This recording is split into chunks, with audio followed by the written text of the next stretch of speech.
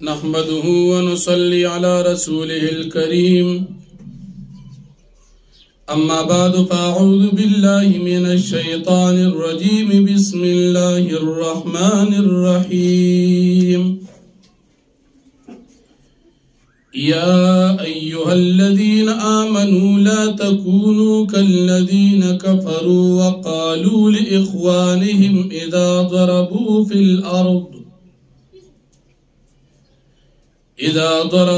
الأرض أو كانوا غزا لو كانوا عندنا ما ماتوا وما قتلوا ليجعل الله ذلك حسرة في قلوبهم الله يحيي ويميت الله بما تعملون بصير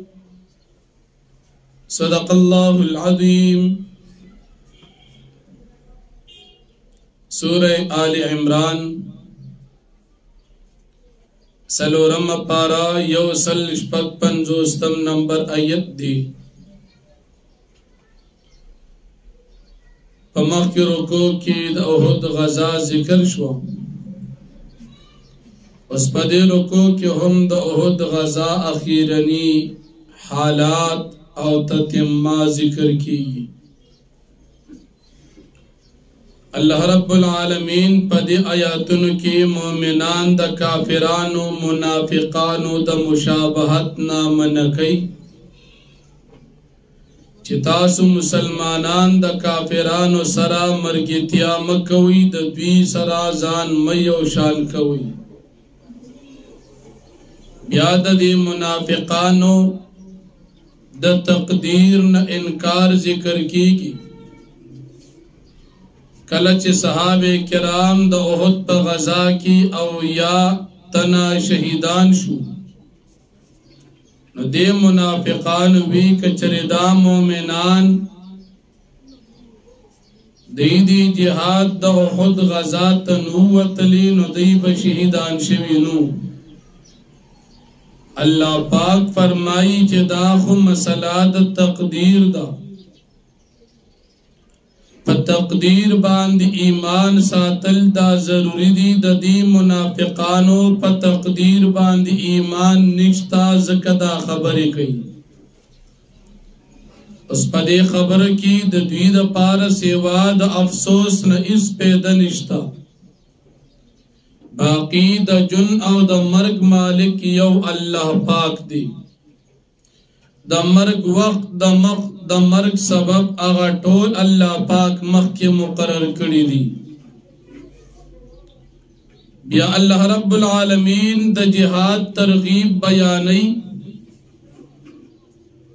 کہ چرے تاسو جہاد کوئی او دا اللہ پاک پلار کی جنگی گئی او تاسو شہیدان شئی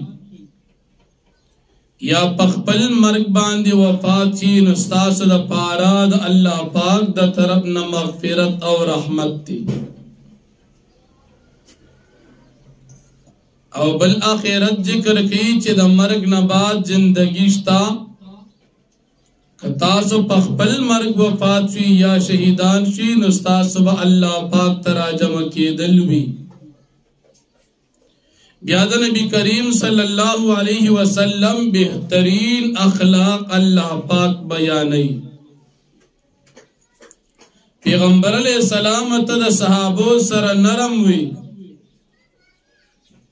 دا دی وجی دا صحابہ کرام ستا ملگری تا سر خوشحال دی اس کے چریدی صحابہ کرام سر تا سختی کولا اخلاق دے سختو زلد سختو نو بیا بدا صحابستا اخوالا نراتلتا نبا تختیدل منتشر شویو او بیا دا صحابہ کرامو سفارش نبی کریم صلی اللہ علیہ وسلم تا اللہ پاک کئی چیتا دیتا عفو اوکا دیتا پار استغفار اوکا او دوی سر دا دنیا پا کارونو کی امورو کی مشورہ کوا او چکر دی وسر مشورو کداغین بعد پا اللہ پاک باندے توکل کوا فدی آیت کریمه کی اللہ رب العالمین دا مصلح او دا مبلغ یو سو صفات ذکر کی اولنی صفت دادی چکم سڑی مصلح او مبلغ وی دی با نرم وی دی با خبر نرم کی چی خلق باندی اثرو کی دویم دا چی دی با عفو کی کسو غلطیو کی نو دی با معاف کی او دریم دا که غلطی چانوشی نو پاغی با داغی مواخذن کی بلکہ اغی دا پارا با استغفار وی او سلورم دا چی دا مصلح سلورم دا چی دا مصلح بعد دی خپل خلق سر مشوری کئی پدے کی امت تا اللہ رب العالمین دا رہنمائی ورکڑا پدے آیت کریمہ کی دا صحابہ کرام و مقام اللہ پاک بیان کو چی دا اللہ دا صحابو سر سمر مین دا پرونی درس کی ترشیو اللہ پاک وی ما دا صحابہ معاف کری دی عف اللہ عنہم عفن و تکڑی دا دا احد پا غزا کی کم غلطی دا صحابو نو شو اللہ وی ما معاف کری دی صحابہ دا اللہ رب العالمین خوخ خلقو اللہ پاک بیا نبی علیہ السلام تا ہم دا صحابو پا بارکی سفارش کئی چی دی صحابو تا تم معافیو کا اللہ ورطا معافیو کڑا صحابو توی تم وطا نبی علیہ السلام توی چی تم وطا معافیو کا او دویم دا چی دید پارا بخنم غوالا مشوریم ورسر کوا دانا چی دا دوین غلطیو شو تا دی پریگ دی غلطی دا حد پا غزا کی اشو هم بیام دی پریگ دم داستا ملگری دی مشوری ورسر بیا هم جاری ساتا دنیکے پکار کے مشورے کول سنت دی پکار دارا چپلاری او کار کینو دا بچو سر دے مشورے کئی بیا دا چانا چے مشورہ خلی ناغا دا پارا پنزا صفات پکار دی اول صفت دا چانا چے مشورہ خلی نو آغا پکار دے چے آغا نیک انسان وی نو مشورہ با دا نیکانو سرکی دویم دا چه مشوره دا چان اخلی ناغا با عقل مند وی کم عقل خلقو سر و لیونو سر با مشوره نکی عقل بے پوری معشومان سر با مشوره نکی دریم دا چه دا بستا خیر خواوی اس کستا دشمن وی تو سر مشورو کی ناغو بتا لکن دا گوری او سلورم دا چه دا چا سر مشوره کی نو دا مشوری والا کس پا دا وقت کی بدا خوشحال وی دا بخب اطمینان باندی وی که دا غصی پا حالت کیو دا بی آرامی پا حالت کی نطالب صحیح مشورت در نکریشی او پی نظام دا چه دا بخواهش پرست نوی اسی ندی خپل لالچی و دا پا دی کار کی خپل لالچوی نو دا مشوری اخیستلو دا پارا چانا چه مشوراق لی اغی دا پارا دا پینزا صفتون پا کار دی بیا نبی کریم صلی اللہ علیہ وسلم خیبر دا غزانا یا دا بدر دا غزانا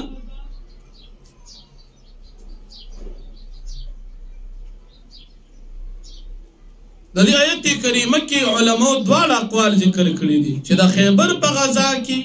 یا دا بدر پا غزا کی دا غنیمت سے سامانو خیبر پا غزا کی غنیمت کے کپڑے و سامان ملو شو نبی علیہ السلام وادی قرآن طرف تروان شو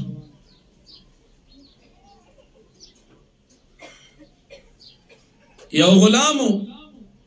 حضرت رفاع رضی اللہ عنہ آغا نبی کریم صلی اللہ علیہ وسلم تدخپلی حسین ورک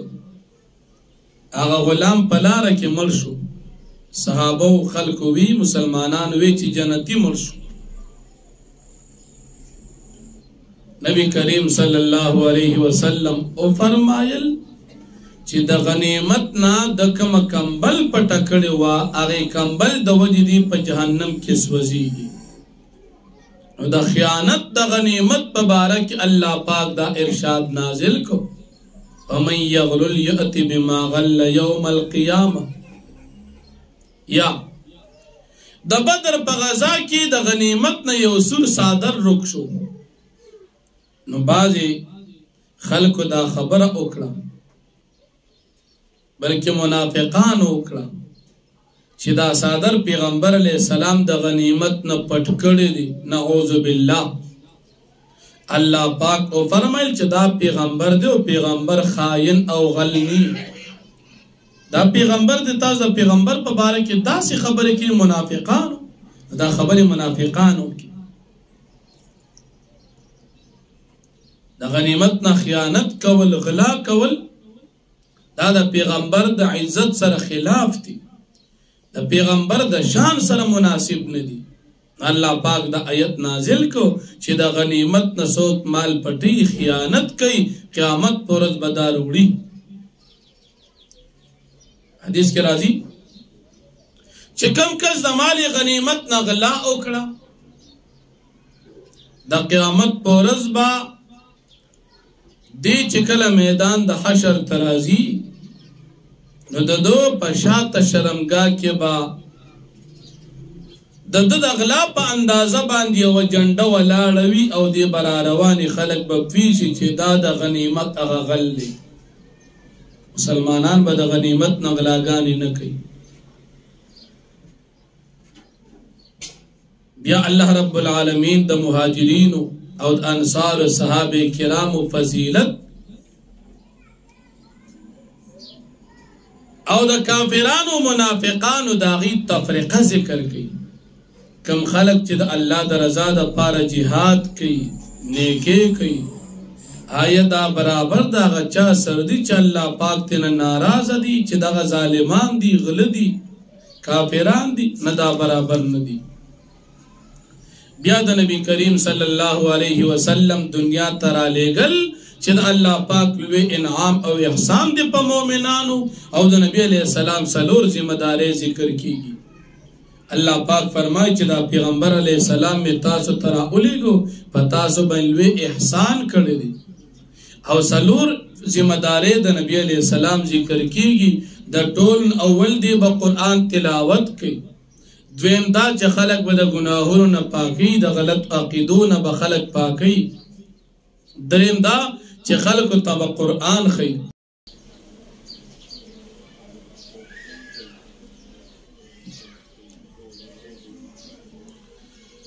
نو دا نبی کریم صلی اللہ علیہ وسلم سلور ذمہ داری ذکر کی گی اول دا چی خلق تا با پخبل با دا قرآن کریم تلاوت کی دویم دا چی خلق با دا غلط عقیدو او دا اعمالو نصفا کی او دریم دا چی دا قرآن تعلیم با خلق تور کی او سلورم دا چی خپل سنت طریقی با خلق تخی دا پیغمبر علیہ السلام دا وارثان ذمہ داری ہم دادا اول دا قرآن تلاوت با پخپلم کی دویم خپلب ہم دا گناہ نزان ساتھی او خلق با ہم دا گناہ نا بچ گئی او دریم خلق تبا قرآن خی او سلورم خلق تبا دا پیغمبر علیہ السلام طریقہ خی دا دا عالم ذمہ داری دا یو عالم وی او اغوی دا پیغمبر علیہ السلام وارث یم دا سلور وار صفات بدا کی موجودی دل پکاری اللہ دی منگا او تاستا دا نبی علیہ السلام دا دی دن صحیح خدمت توفیق نصیب کی بی اللہ پاک نبی کریم صلی اللہ علیہ وسلم تو صحابہ کرام تتسلی ورکی احد پا غزا کی چکل شہادتون اشل صحابہ کرام دیر زیاد خفا شو او یا صحابہ شہیدان شو دیر صحابہ کرام زخمیان شو اللہ پاک صحابہ تتسلی ورکی خفا کی گئی ماں تدین اوڑان دی تاسو دی کافران سرم دمرا معاملہ کڑی دا دی تاسو او یا مڑکڑیم دی او یا مقیدیان کڑیم دی تاسو دا دی ڈبل دیل تکلیف فرکڑو نو که تاسو کی او یا شہیدان شل پا دی تاسو خفکی گئی ما بل ستاسو خیال دار چې دا شکست مونږ ته څنګه ملو شو؟ الله فرمایي دا خو ستاسو خپله غلطي وه. احد غونډې تاسو پرېښودله، شهیدان شوئ. دا ستاسو خپله کمزوري او غلطي شوې ده او نور په دې باندې خفه کېږئ مه. بل په دې شکست کې الله پاک حکمتونه ذکر کوي. یو دا چې دا شکست تاسو ته ملو شو دا الله په حکم باندې. الله لیکلي و چې د احد په غزا کې به صحابو ته شکست ملاویږي. دویم دا چې الله پاک مؤمنان او منافقان جدا کی. د تکلیف په حالت کې د مسلمان او د منافق پته لګي، نو منافق تکلیف ته نه ټینګېږي او مسلمان تکلیف ته ټینګېږي. او بل دا منافقان دومره بزدل دي چې کله دوی ته وویل چې راشي د الله د رضا دپاره جهاد وکړي، او که د الله د رضا دپاره نشي کولی د خپل قوم د خلکو دفاع خو وکړي کنه. دا منافقان وي موږ له د جنگ چل نه راځي، دا خو جهاد نه دی. یو دا چې موږ له د جنگ چل نه راځي، علما فرمایي یو مطلب د دې دا دی لو نعلم قتالا لاتبعناکم. اورنی صورت دا دی چې موږ له جنگ چل نه راځي. که چېرې د جنگ چل راته نو موږ به تاسو سره ملګري شوي وي، نو موږ به جنگ کړو. ویم مطلب د دې آیت د دې الفاظو دا دي چې منګه جهاد کو او خدا خو جهاد نه دا خودکشي ده. وای په خپل ځان مرګ ته اچو. لو نعلم قتالا لاتبعناکم. که چېرې موږ دا جهاد ګڼو موږ به جهاد کې تاسو سره حصه اخیستې وه، خو دا خو جهاد نه دی. او دریم دا چې تاسو موږ حق نه ګڼئ. که چېرې موږ تاسو حق ګڼلی نو موږ به ستاسو مرګیتیا کړې خو تاسو خو ظالمان یي، هسې به ستاسو ظلمونه کوئ، نو موږ ځکه تاسو مرګیتیا نه کوو.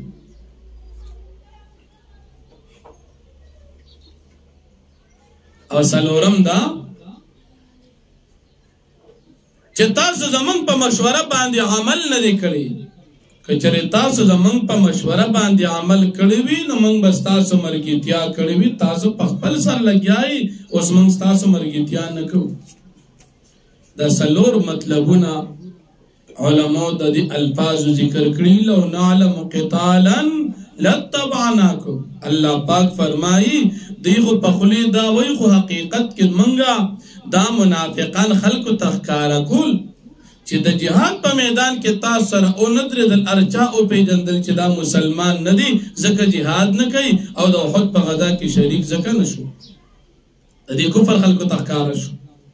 اوسه پورې خو به دې مسلمانانو سره یو ځای ګرځېدل، نه خلکو به دا مسلمانان دي، خو چې د احد په غزا کې په دې سختۍ کې هم د مسلمانانو سره او نه درېدل، ټولو خلکو ته موږ وښودل چې دا مسلمانان نه دي ځکه دا جهاد کې شرکت نه کوي. کله چې دا منافقان د احد د غزا کې صحابو سره شریک نه شول او یا صحابه شهیدان شول، او دوی په هغې باندې افسوس وکړ کاش چې زموږ یې منلې وي نو دا تکلیف به دوی ته نه وي رسېدلی. الله رب العالمین په دې کې او یا منافقان مړه کړل په خپلو کورونو کې. دې منافقانو خو وي که دې مسلمانانو زموږ منلې وي د مرګ نه وبچ شوي، الله فرمایي د خپل ځان نه مرګ بچ کړي. کله په تاسو مرګ را روان دي ځان ته خلاصولی شي. هغوی خو زه جهاد کوو نو شهیدان شو، تاسو خو جهاد هم نه کوو، نو تاسو ولې په خپلو کورونو کې بغیر جهاد مړه شوئ. خو معلومه دا شو چې د مرګ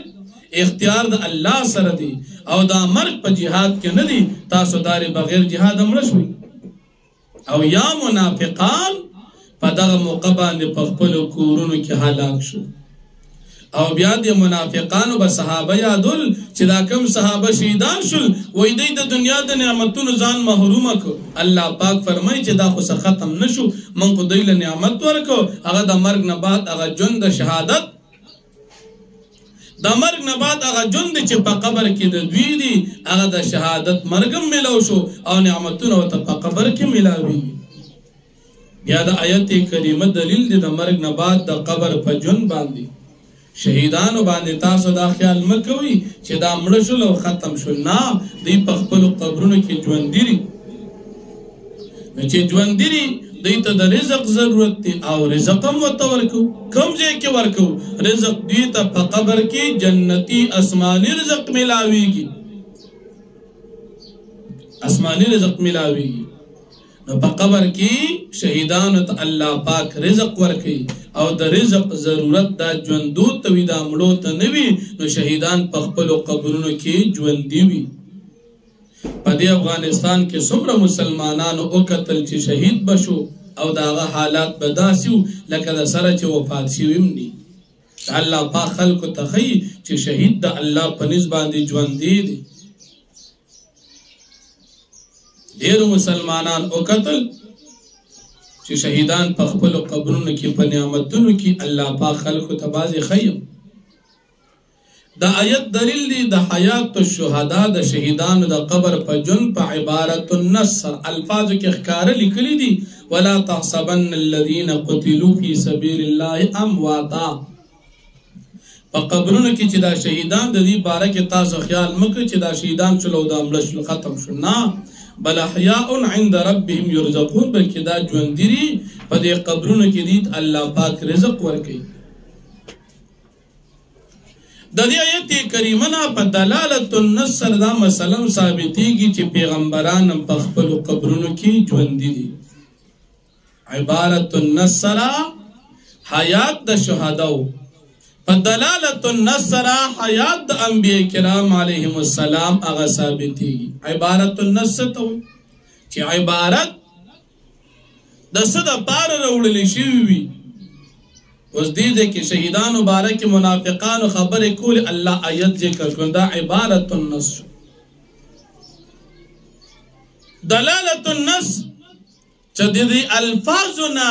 د علت په صورت کې په معنا لغوي سره د لغت په لحاظ سره یو بل حکم معلوم شي، هغې ته وایي دلالت النص. فهي ما علم علة للحكم المنصوص عليه لغة. د لغت په لحاظ سره د دې منصوصي حکم نه چې بله مسله معلومه شي. لکه اوس دې شهید ته دا مقام ملو شو د پیغمبر په تابعدارۍ. چې شهید ته دومره مقام ملو شو نو پیغمبر علیه السلام او نور پیغمبرانو ته به څومره مقام ملاویږي، دا په دلالت النص سره معلوم شو. شهید ژوندي دي د پیغمبر د تابعدارۍ د وجې په خپل قبر کې، نو چې شهید د پیغمبر تابعداري کړې ده د دې پیغمبر علیه السلام دا ژوند به څومره قوي وي. په دې مسله کې معتزله، مسلمین، پنجپیریان او هغه غیر مقلدین چې هغوی د پنجپیریانو نه راوړېدلي دي د پیغمبر علیه السلام په قبر کې د ژوند نه انکار کوي. د دوی عقیده دا ده چې د مدینې منورې په روضه مبارکه کې پیغمبر علیه السلام ژوندي نه دي، او که کوم مسلمانان خوش قسمته لاړ شي او په روضه مبارکه کې په نبی علیه السلام سلام وایي، نو دوی وایي دا نه اوري، او که څوک وایي چې دا ژوندي دي او اوري وایي دا مشرک او کافر دی. دا عقیده مې تاسو ته د دې اهل بدعو وویله. من به دینه مختصرا یو 15 مطالبې وکړو. د ټولو اول چې دا کوم عقیده تاسو بیانوي خلکو ته، نو په یو مستند کتاب چې ستاسو د مشرانو وي چې هغه حقیقت کې د عقیدې کتاب لیکلي، یو کې تاسو په خپل کتاب کې وښایي. وایي ارزې خو لیکلي مو کوم کتاب کې د یو. دویمه مطالبه به دوی نه دا وکړو چې تاسو خو ارزې خلکو ته وایي چې موږ په قرآن باندې عمل کوو، د قرآن یو آیت وښایي چې هغې کې دا وي چې پیغمبر علیه السلام په خپل قبر مبارک کې ژوندي نه دي او نږدې صلات سلام نه اوري، او که چا وی چې اوري او ژوندي دي نو مشرک دي. دا مسله قرآن کې وښایي. که قرآن کریم کې مو ونښودله، یو حدیث مبارک کې وښایي چې په هغې کې دا وي پیغمبر علیه السلام په خپل قبر مبارک کې ژوندي نه دي او نږدې صلات سلام نه اوري، او که څوک وایي چې اوري نو مشرک دی، کافر دی. حدیث کې وښایي. دریمه مطالبه.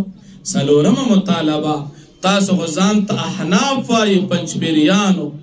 تاسو دا عقیده د دې احناف په معتبر کتابونو کې اوخایي چې هغوی لیکلي چې پیغمبر علیه السلام په خپل قبر مبارک کې ژوندي نه دي، اورېدل قبر سره خوا کې د صلات سلام نه کوي، او که څوک وایي چې کوي نو هغه مسلمان نه دی بلکې مشرک دی. احناف په معتبر کتاب کې اوخایي. څلورمه مطالبه. پنځمه مطالبه، تاسو خو ځان ته دیوبندیان وایي، پنجپیریانو، نو تاسو دا عقیده چې پیغمبر علیه السلام د مدینې منورې په روضه مبارکه کې ژوندي نه دي، خوا کې څوک پې سلام واچي هغه نه اوري، تاسو خو وایي داسې. نو دا عقیده او د دې عقیدې چې څوک قایل وي لکه د حیات او د سماع النبي عند القبر قایل وي، تاسو ته مشرک وایي. علماء دیوبند کې تاسو په معتبر شخصیاتو کې دا اوخایي چې دا چا لیکلي. دا پنځه مطالبې به د پنجپیریانو نه او د مسلمینو نه او د دین علاوه غوابیان چې هغوی د پنجپیران نه اوړېدلي دي، نو د دوی نه به کولی شي. خو دا دیوبند کتابونه، احناف کتابونه، دا مطالبه به د پنجپیران نه خصوصا کولی شي. پنځه مطالبې زموږ په دې حق شو. بیا د دې په نسبت باندې د عام انسان او د پیغمبر فرق نشته، حالانکه زموږ اهل سنت څلور مذهب مسلمانانو په نسبت باندې د پیغمبر شان او د امتی شان جدا دی. هغه څنګه؟ پیغمبر چې وي دا معصوم وي د ګناهونو نه، یو. دویم، پیغمبرانو ته وحی راځي. دریم، پیغمبران فرشتي ویني. څلورم، پیغمبران په وحی په هر صورت باندې پوهیږي. او پنځم، د پیغمبرانو هغه دنیاوي جسم الله پاک د هر قسم ګندګۍ نه پاک پیدا کړي. شپږم، د پیغمبرانو د خولې نه هم ښایسته بریزي. لکه یو صحابي دی حضرت انس رضی الله عنه، نبی علیہ السلام دوی کله راغی، یو ورځ ورته ډوډۍ کړې وه. نو نبی کریم صلی الله علیه وسلم چې ډوډۍ وخوړه په یو کپړه باندې خپل لاسونه پاک کړل. نبی علیہ السلام لاړ. نو چې کله به دا کپړه خیره نه شوه، انس رضی الله عنه دوی به دا کپړه په تنور کې په اور کې واچوله، هغه خیرې به ترې وسوځېده او کپړه به یې صفا را وایستله، دا به یې وینځله نه. وایي په دې د پیغمبر علیه السلام د خولو او د لاسونو هغه خوشبو لګېدلې ده. اووم، د پیغمبر علیه السلام د وینې نه هم خوشبو تله. یو صحابي دی حضرت عبدالله ابن زبیر رضی الله عنه، یو پیره نبی کریم صلی الله علیه وسلم د خپل وجودنا په حجامې سره وینه وویستله. دې صحابي له ورکه چې دا لرې یو ځه په ځنګل کې وغورځوه. هغه وینه یې یوړه، هلته ورته کېناسته او ټوله یې وڅښله. نبی کریم صلی الله علیه وسلم ته راغلو، تپوس یې وکړ وینې سره دې څه وکړل؟ وایي جي ما په داسې ځای کې وغورځوله چې هلته راسره څوک تللی نه شي. نبي علیه السلام ته تپوس وکړ ولې ودې څښله؟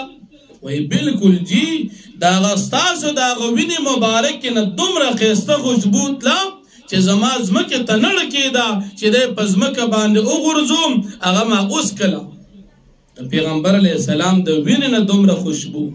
او د صحابي محبت چې د پیغمبر علیه السلام هغه وینې وڅښله. دا خصوصیت د پیغمبر دی، د امتی نشته.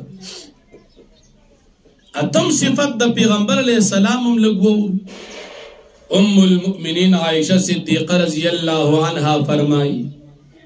وی کله بچ نبی کریم صلی اللہ علیہ وسلم قضاء حاجت تلاړو، اغا زینب بچ واپس راغی، نو اغا زینب د خوشبون علاوه اسمنو دی وجنا د نبی علیہ السلام قضاء حاجت او د پیغمبرانو قضاء حاجت دا فوراً زمکه راکاږي، دا بندگانو ته الله پاک نخی. نو قضاء حاجت به چې کوم المؤمنین فرمایي چې هغه ځای به صرف خوشبو وه، یعنی د پیغمبر علیه السلام دا قضاء حاجت نه به هم خوشبو تله. دا صفت د پیغمبر علیه السلام دی. او د عام انسانانو داسې نه ده. نهم صفت د نبی کریم صلی الله علیه وسلم د تش او د اسمات او تشبول نم خوشبوت لا پیغمبر علیہ السلام خادم زنانه و بیبی و ام ایمن رضی اللہ عنها نبی کریم صلی اللہ علیہ وسلم یو پیرا تشو د اسمات په یو لوغي کې کړو. دی خادم یو قتل چې په دی لوغي کې سپراتري خو ډېره زیاته خوشبو تیسي. د دې خیال دا راغی چې دا اوبه دي او دې نه خوشبو ځکه دا اوبه دي. هغه اوس کلی د نبی کریم صلی الله علیه وسلم تش او د اسمات یې اوس کو او دا غي برکت ګور چې دا زنانا چرتم نا جوړه شوی بیا نه و. پیغمبر علیہ السلام دا خصوصیت بل چاته حاصل نه. کله بچی لسم خصوصیت کله بچی نبی کریم صلی الله علیه وسلم او دس کو صحابه بناستو د نبی علیہ السلام د او دس وال او به زمکه ته نه پرې خودلې چې چاته بلون لاس ملو شو هغه به زر زر پزان باندې راکو چې د پیغمبر علیہ السلام د او دس د او به مونږ ته ورسیږي. دا خصوصیت د عام انسان نه دی د پیغمبر دی. او یو لسم خصوصیت صحابه کرام به د نبی کریم صلی الله علیه وسلم ویختو د پیغمبر علیہ السلام نوکان به امزان سره برکت د پاره ای خودل. کاتبی وحی حضرت امیر معاویہ رضی اللہ عنہ دې چې کله وفات کیږي دوه شیشې د جیب نه راو وستلې. یو شیشه کې نوکان دی او په بل شیشه کې ویخته دي. وصیت یې وکړو وای چې کله تاسو ما دفن کړئ او قبر کې مګدئ نو دا د پیغمبر علیہ السلام دا ویخته او دا نوکان مبارک دا به زما پسترګو په خلی باندې به کېږدئ او بیا به ما پسې قبر بند کړئ. پیغمبر علیہ السلام نوکان او د پیغمبر علیہ السلام ویختان بطور برکت حضرت امیر معاویہ رضی اللہ عنہ خلق لورکل چې دارا لپسترګو په خلی باندې کېږدي. د زمانه ارسمر الوی بزرگ چې راوال دا مقام هغه ته نه حاصلېږي څومره چې نبی علیہ السلام ته الله ورکړ. او دولسم خصوصیت عام انسان چې ودشي د سترګې او زړه دواړه ود کېږي او پیغمبر علیہ السلام چې ودشي سترګې پټي او زړې ویخي. د دې وجه نه فرمایي تنام عینای ولا ینام قلبي. زما سترګې ود کېږي خو زړه مې نه ود کېږي. سترګې مې پټي وي خو زړه مې نه ود کېږي چې غافل شي. دا خصوصیت عام انسان ته حاصل نه دي. دا خو د پیغمبر علیہ السلام هغه جندو. پیغمبر علیہ السلام وفات د عام انسانانو په نسبت باندې جدا دي. پیغمبر علیہ السلام عام انسان چې وفات شي داغه بیبی د نکان اوزی خو د پیغمبر علیہ السلام بیبیانی دا د نکان اونوتی همیشه تر مرګ پورې د پیغمبر علیہ السلام بیبیانی پاتې شو. څوارلسم خصوصیت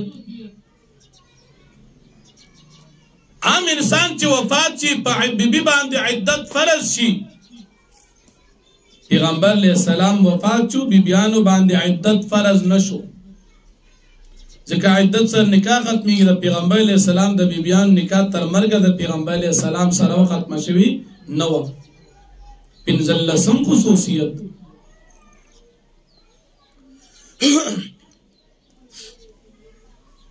عام انسان چې وفات چې داغه میراث تقسیمیږي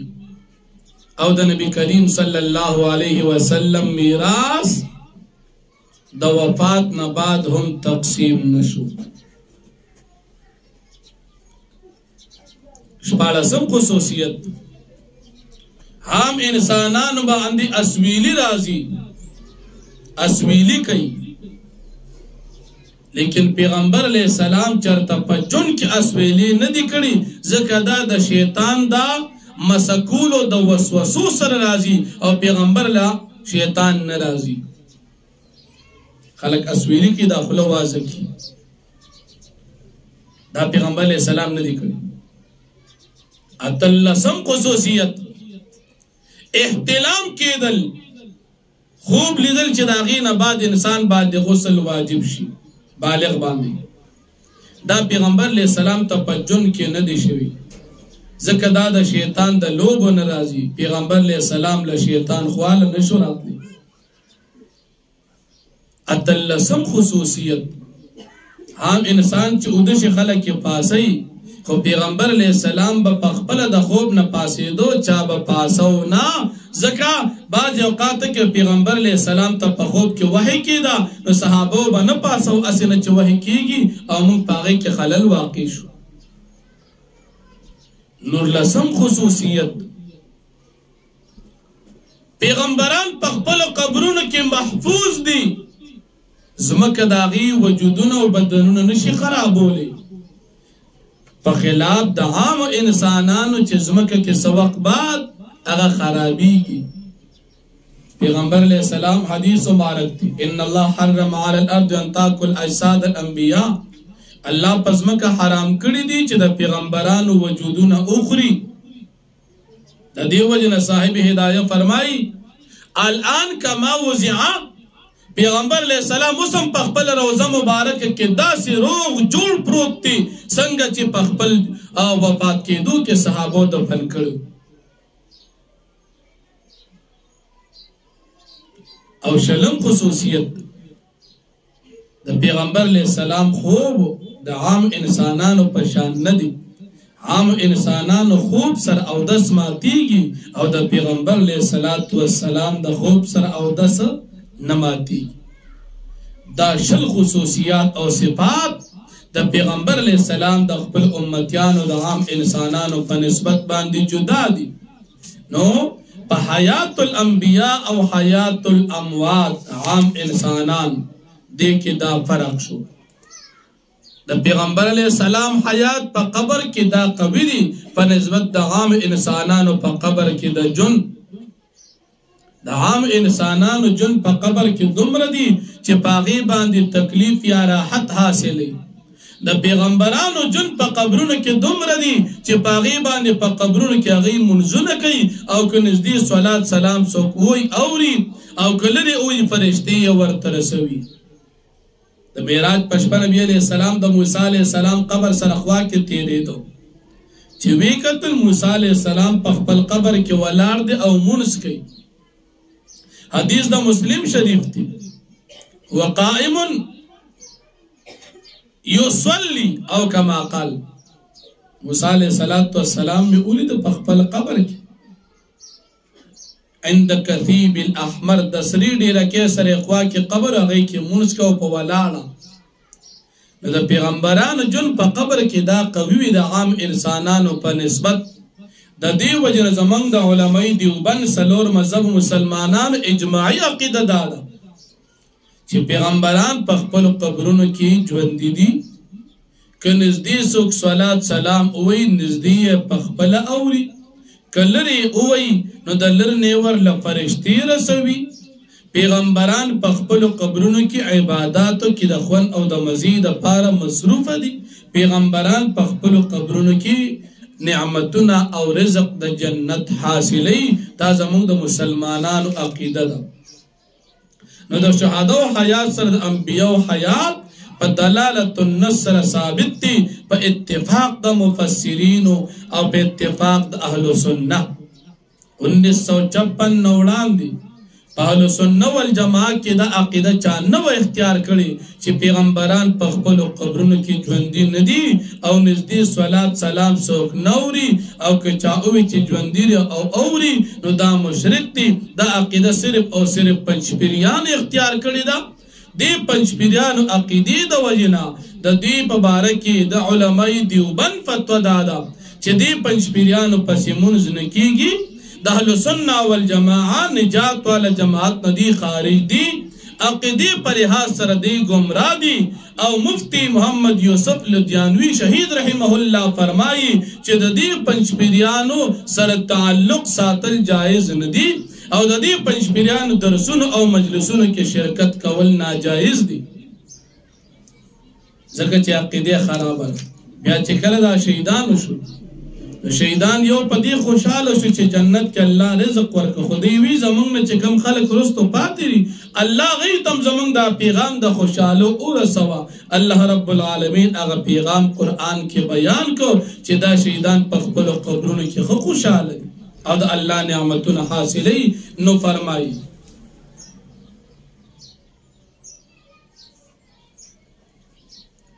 یا ایها الذین آمنوا اے مومنانو لا تکونو تاسم کی گئی کالذین کفروا پشان دغی کافرانو منافقانو یہ کافران مراد منافقان دی وقالو حال داری چوی دی منافقانو لیخوان دو مسلمانانو پا بارکی چی دا نسب پا لحاظ سر دا قوم پا لحاظ سر دا دوی پلوان اورونو اذا ضربو فی الارضی کلچی دوی سفر کی پزمک کی او کانو غزن یا کلوی دا مومنان پا غزا کی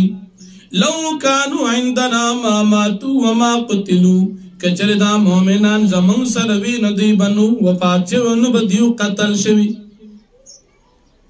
لیجعل اللہ ذالک حسرتا فی قلوبهم دا پارا دی چلا پاک اگرزی دا دی پیغم صحابو دا شہادت افسوس دا دی پزرنو کی واللہ یحیی و یمیت او اللہ پاک جوندی کول او ملکول کوي واللہ بما تعملون بصیر او اللہ پاک ستاسو پا عمل نو باندی لدن کے ذات تی وَلَئِن قُتِلْتُمْ فِي سَبِيلِ اللَّهِ اَوْ مُتْتُمْ لَمَغْفِرَةٌ مِّنَ اللَّهِ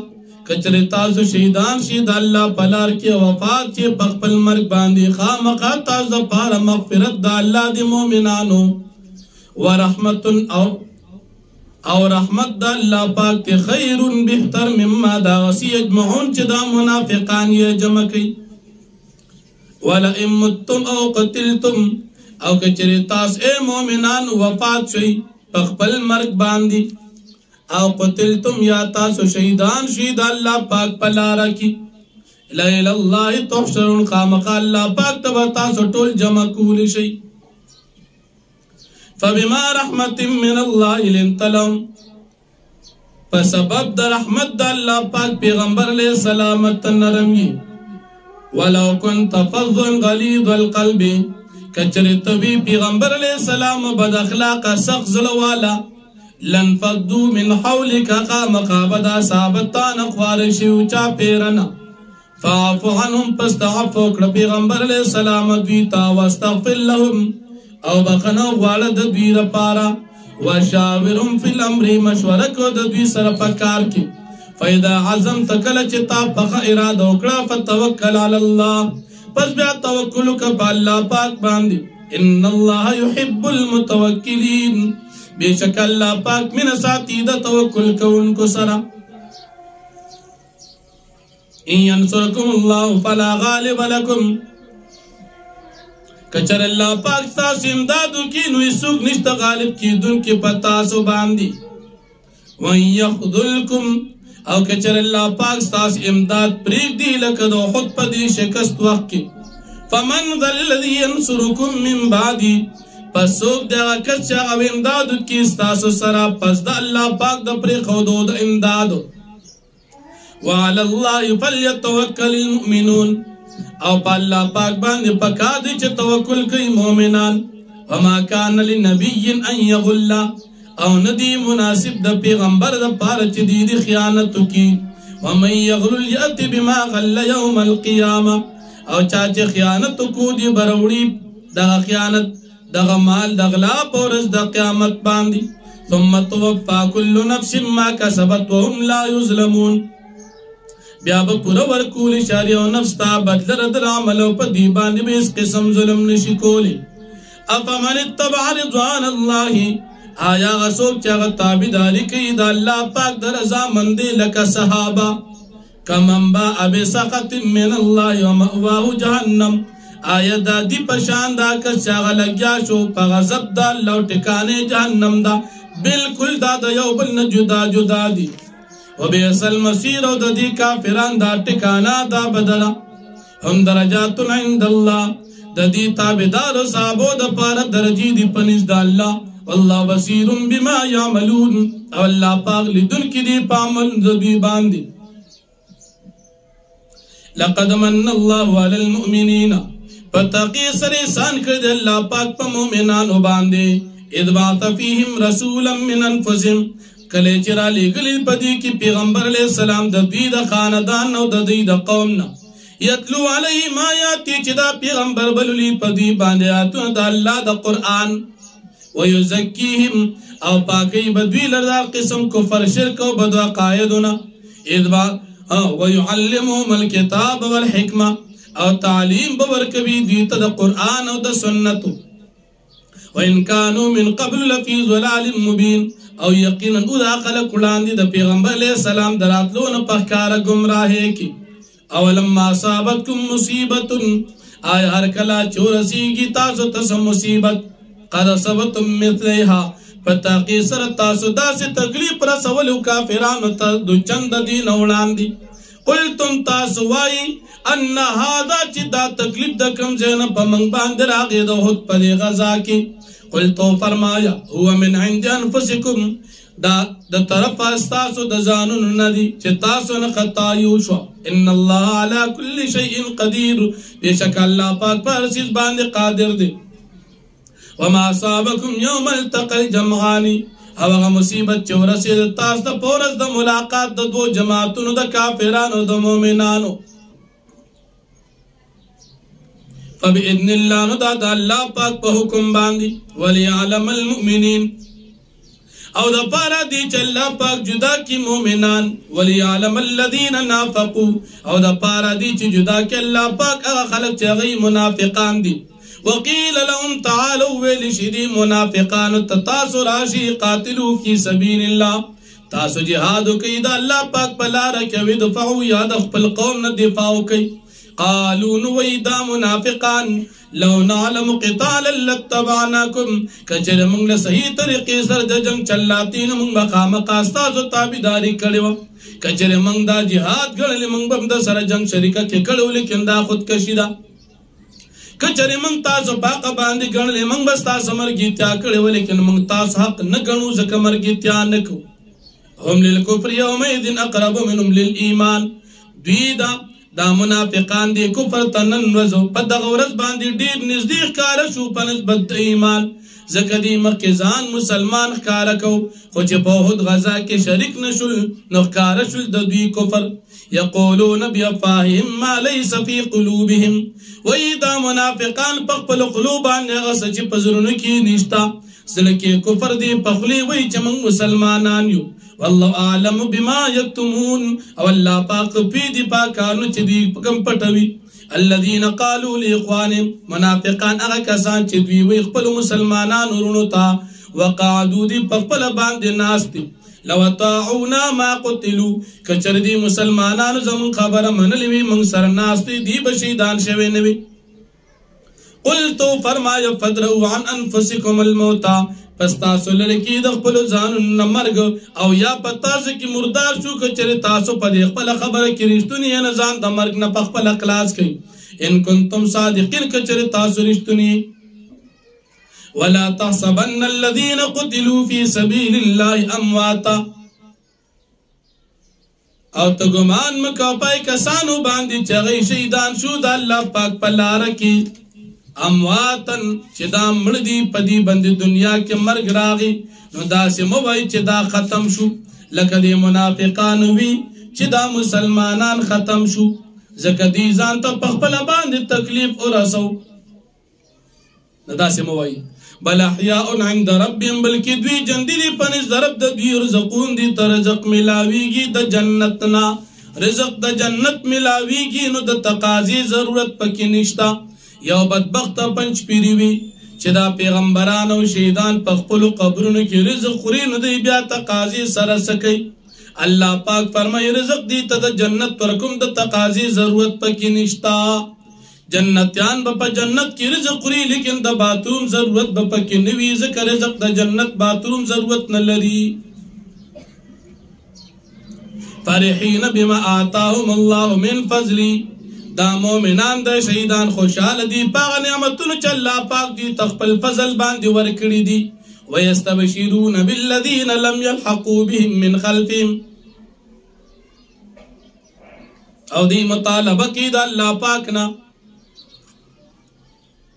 پس خوش خبری ورکولی کسانو تا چاغیلان دی رسیدلی دوی پس شاعت پاتی دی مجاہدین تینا پا جہاد کے پاتی شوی دیو دیتی شہیدان شوی دی پخپلا اللہ نا مطالبہ کی چا اللہ زمانگا ملگری خوال تمنگ سر پس سب کیو اغیم زمانگ نا خبر که چا من خوشحال ایو او پا جہاد کے خپا شوق سر اجنگی گی چا اغیم دا مزی حاصل کی اللہ خوف علیہم ولا هم یحزنون چنشتر اس قسم یر پدی باندون بدی غم جنشی یستبشرون بنعمت من اللہ و فضل یہ خوشحالی کی دا مومنان دا شہیدان دا اللہ پا نعمتنو پا فضل باندی وان اللہ لا یضیع اجر المؤمنین او یقر اللہ پاک نزای کی بدلی دا مومنانو الذین استجابوا للہ والرسول من بعد ما